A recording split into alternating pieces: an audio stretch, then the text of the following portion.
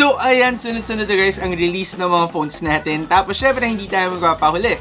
Hello, Salvin, ang inyong tech guide to give tech tips, reviews, and guides. At ito ay ang Tecno Spark 7 Pro. Tara, try natin to.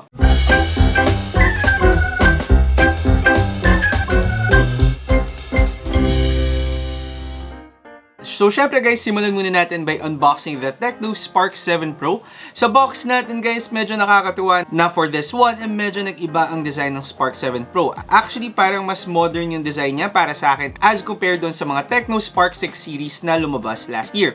Underneath ng cover natin guys, dyan nakalagay yung compartment na grabe may glittery dream na word. Tapos ang mga contents niyan, of course, ang ating SIM ejector tool, ang ating mga documents, and ang ating jelly case. Ang ating jelly case na meron parang onting dark tint sa kanya, tapos meron talagang cursive na napakalaking word na nakalagay dream. Sa contents ng box natin guys, dyan na natin makikita ang Tecno Spark 7 Pro covered in protective plastic, kung saan nakalagay dito yung mga specs or yung mga ma-offer sa atin ng phone na to. Underneath nyan guys, yung mga content pa natin, may kasama pa tayong wired earphones para sa Tecno Spark 7 Pro, tapos ang kanyang charger, and then finally ang ating charging cable. Medyo nalungkot lang ako na for the charging cable, gumagamit pa rin tayo ng micro USB port para dito. Pero again nga, to be expected yung mga ganitong compromise sa mga budget phones. Ngayon, dito na tayo sa Tecno Spark 7 Pro na unit mismo, and grabe ang masasabi ko sa design ng phone na to. Pagdating sa design ng ating Tecno Spark 7 Pro, actually yung pinaka-texture natin medyo common sa ating mga budget phones. Pero yung camera setup natin, para sa akin yung isa sa mga pinakamaganda na makikita mo on a budget phone.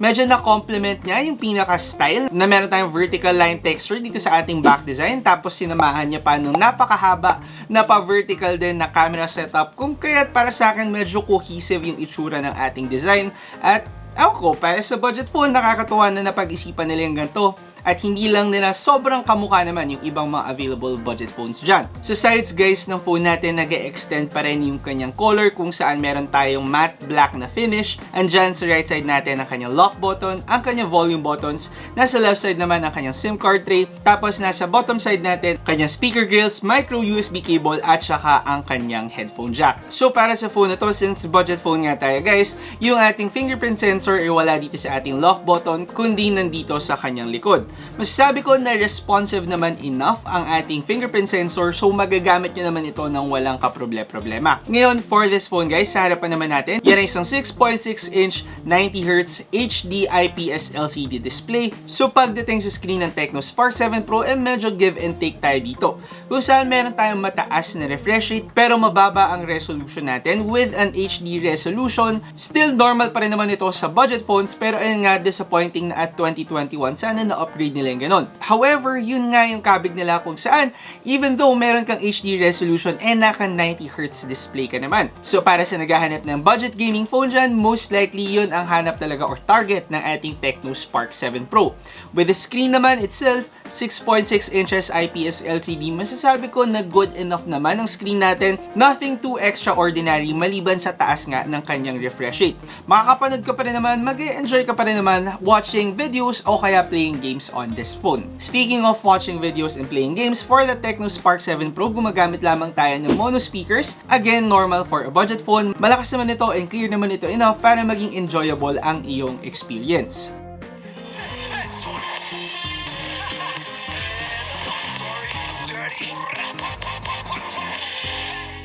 Ngayon, doon nga sa magandang camera setup or kakaibang camera setup ng ating Tecno Spark 7 Pro. For this one guys, sa likod natin, meron tayong triple camera setup, isang 48 megapixel main camera, isang 2 megapixel depth sensor, tapos isang AI lens. Tapos sa harap naman yan ay isang 8 megapixel camera. So for this phone guys, pagdating sa triple camera setup natin, yung dalawang additional camera, to be honest, hindi ko masyadong ginagamit. So hindi ako at all impressed sa camera setup natin. However, using the camera of the Tecno Spark 7 Pro, ito ang mga results na nakuha natin at masasabi kong maganda ang main camera ng ating Tecno Spark 7 Pro. Medyo nalungkot ako na wala tayong ultra wide lens for this phone kasi alam nyo naman ako guys, ang lagi kong hinahanap, ultra wide lens. Isuko nyo na lahat ng ibang lens, wag lang ang ultra wide at saka main camera, especially for budget phones. For this phone, meron ka lang isang main lens talaga. However, for the performance of the main lens naman guys, maganda actually ang nabibigay sa atin natin ng Tecno Spark 7 Pro. With a 48 megapixel main camera guys, ako actually nabigla sa performance ng camera ng Tecno Spark 7 Pro. Di ko expect na ganito kalinaw yung mga photos na makukuha natin at ganito ka okay yung colors natin and yung quality itself ng mga photos natin i-take natin with the Tecno Spark 7 Pro. Kung sakali man na mahilig kayo mag-take ng pictures, for sure matutuwa kayo for this phone. However, hindi nga lang siya as versatile compared to phones na nag-offer ng ultra-wide lens. Zooming naman won't be a problem for the Tecno Spark 7 Pro kasi kahit mag 2 times zoom ka dito sa ating phone, actually napaka-sharp pa rin ng mga images na nakukuha natin. Dito ako actually na-surprise sa ating Tecno Spark 7 Pro kasi madalas sa mga phones na nag-offer ng magagandang chipset or magagandang specs, yung performance ng camera yung nasa-sacrifice sa atin. But for this one, makikita naman natin from the output itself na good enough ang camera ng ating Tecno Spark 7 Pro. Ngayon, syempre, doon naman tayo sa mga hinahanap ng marami sa atin which is yung gaming performance ng phone na to. So for this phone guys, ang ating Tecno Spark 7 Pro gumagamit ng MediaTek Helio G80 na chipset. Tapos for this unit guys, meron tayong 4GB of RAM and 128GB of internal storage. So again, give and take na naman para sa Tecno Spark 7 Pro. Maganda ang chipset na nakukuha natin and usually makikita to sa mga phones na mas mahal sa kanya. And yung mataas din natin na memory ay additional plus points din para sa Tecno Spark 7 Pro. However, for its price with a 4GB RAM, medyo mahihirapan siya sa competition, especially kung ang priority nyo RAM sa inyong mga cellphone. I-clarify ko lang guys, 4GB of RAM is actually enough naman for most of us. Pero kung kayo yung talagang heavy user na ang daming apps na binubuksan, ang daming programs, or talagang mga high-end apps yung mga ginagamit, baka mahirapan ng phone nyo, lalo na with a 4GB RAM. However, for gaming naman with a 5,000 mAh battery, masasabi kong more than enough naman ang mabibigay na battery life nito sa atin, lalo na kung tayo mga casual gamer lamang naman, or yung mga casual users lang din ng ating mga cellphone. Kung sakali man, binenchmark din natin ang ating Tecno Spark 7 Pro at ito ang mga results na nakuha natin.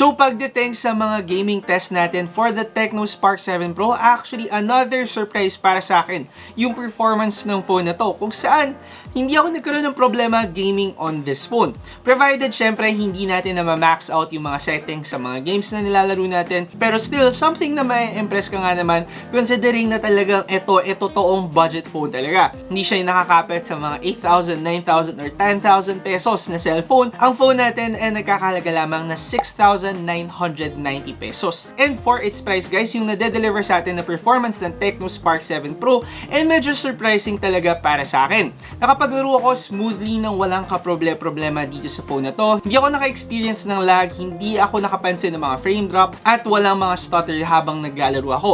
Medyo nakaramdam ako ng pagtaas ng temperature pero hindi pa naman siya naging sobrang concern sa akin. So kung sakaling ang laro mo naman ay nagtatagal ka lang ng 1 to 2 hours, which is normal para sa karamihan sa atin, hindi ka magkakaroon ng problems gaming on this phone. And overall, pagdating sa performance ng ating Tecno Spark 7 Pro, masasabi kong hindi ko in-expect ang mga makukuha kong output from the Tecno Spark 7 Pro. From the camera itself pa lang, actually maganda ang main camera natin.